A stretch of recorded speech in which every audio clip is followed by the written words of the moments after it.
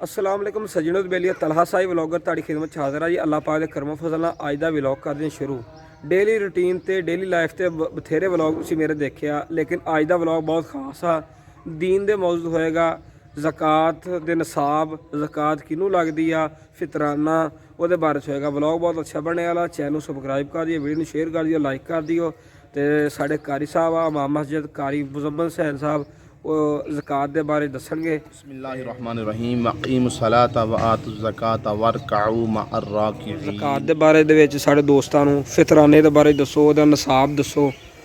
ਤੇ बिस्मिल्लाहिर्रहमानिर्रहीम ज़कात ਦੇ ਮਸਾਇਲ ਕੁਝ ਇਸ ਤਰ੍ਹਾਂ ਨੇ ਕਿ ज़कात ਉਸ 'ਤੇ ਲਾਗੂ ਹੈ ਜਿਸ ਦੀ ਇੰਨੀ ਮਾਲੀਅਤ ਹੈ ਤਕਰੀਬਨ 7.5 ਤੋਲੇ ਸੋਨਾ और 52 ਤੋਲੇ ਚਾਂਦੀ। ਇੰਨਾ ਨਸਾਬ ਜਿਸ ਦੇ ਕੋਲ ਹੈ ਉਸ 'ਤੇ ज़कात फ़र्ज़ है। और ज़कात दे देन वास्ते ज़रूरी है कि जिन्ना इन्ना माल जमा होए या इन्ने माल दे साल गुजर जाए तो उन्हें ज़कात अदा करनी है अपनी। तो ज़कात किनू अदा करनी है? ज़कात गरीब, मस्कीन, यतीम, बेवा और मदारस में भी अदा कर सकते हो। कारी साहब मदारस केड़े? मदारस दीनी मदारस मतलब कि जिन्हां च बच्चे रैश वजीर आ या अंदर मुकीम बच्चे होंदे ने, रैशी बच्चे होंदे ने, उत्थे ज़कात ज़्यादा ज़रूरत है उन्हां दी, होर कोई अखराजात नहीं होंदे। ठीक हो गया।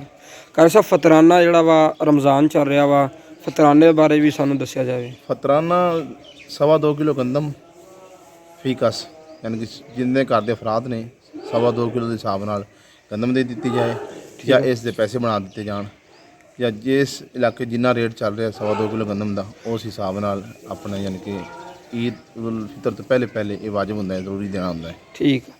कारी साहब कुछ लोग ऐसे आ जिहड़े कहंदे आ कि 300 रुपए वा 200 रुपए देना, मतलब कि जिन्ना इलाके का रेट और रेट के मुताबिक रेट के हिसाब नाल तकरीबन 300 रुपए बन जाता तकरीबन। सही। कारी साहब हर इलाके दा अपना अपना एक। कारी साहब एक दोस्त का सवाल सीगा कि फतराना जिहड़ा वा ओह किसे जिहड़ा वा बेघर आ, गरीब आ, मजदूर बंदा वा जिन्हों दिहाड़ी है ही नहीं गी, उन्होंने भी लगदा क्या? ठीक हो गया। पहले नंबर ते गरीब, मस्कीन, यतीम, बेवा। ठीक। अपने कबीले में देख लवो, ठीक है। अपने महल्ले च देख लवो, कबीले च नहीं है तो महल्ले च देख लो, महल्ले च नहीं है तो फिर होर इलाके देख लवो। ठीक। ये जरूरी देना होंदा है। ठीक हो गया कारी साहब। तो सदका कारी साहब? सदका तो जो मर्जी कर सकते जी। ठीक हो गया। सदके की कोई तयन नहीं जब सर कारी साहब कोई कुरान दे हदीस के मुताबिक कोई आयत पढ़ के दोस्तों सुना दी जाए। कुछ लोग ऐसे आ फिरका अपने अजकल पाकिस्तान फिरके काफ़ी है ना, तो कुरान पाक तो जी गल होएगी तो वो तो फिर कुरान मजीद फुरकान रशीद के अंदर तो कुरान पाक ने वादा ऐलान किया है कि जोड़ा गरीब, मस्कीन, यतीम तो ये उन्होंने लगती है।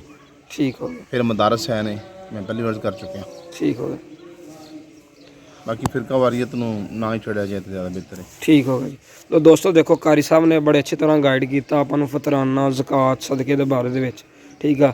तो उम्मीद करदा वा दोस्तों अज का व्लॉग बहुत अच्छा लगा होगा। चैनल सबसक्राइब कर दिओ, वीडियो शेयर कर दिओ, लाइक कर दिओ। ये दीनी वीडियो ज़्यादा तो ज़्यादा शेयर करियो, लोगों को फतराना ज़कात के बारे में पता लग जाएगा।